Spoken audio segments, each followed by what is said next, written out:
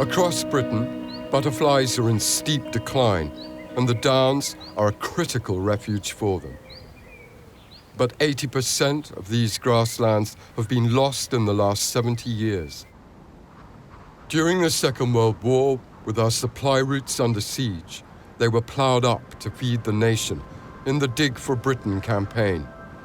It changed the face of the South Downs faster than at any time in recent history.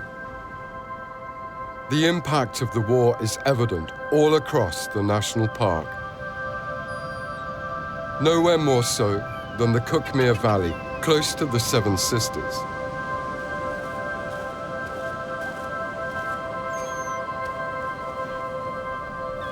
Look at this.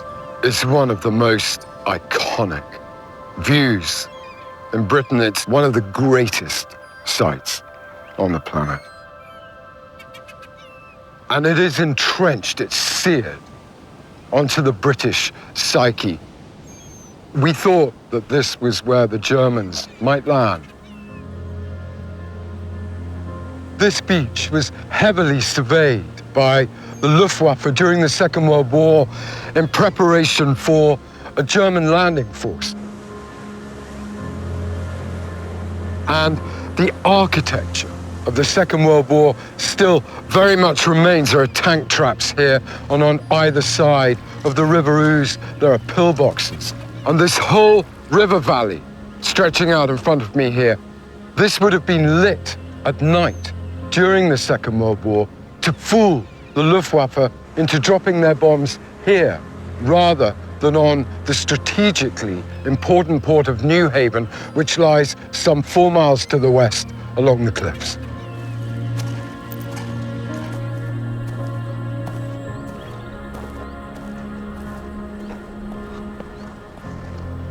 Whoa. It is hard to imagine that 72 years ago, a couple of men would have been standing where I'm standing. They would have had a machine gun in front of them, waiting for their worst nightmares to arrive from across the sea. And in all the villages along the Downs, there were local volunteers that formed part of suicide squads called the auxiliary units. And their job was to hold the line in case the Germans invaded.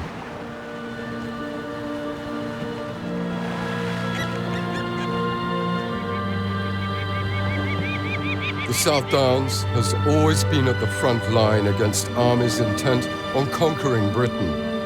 Its beaches and its hills are riddled with defences.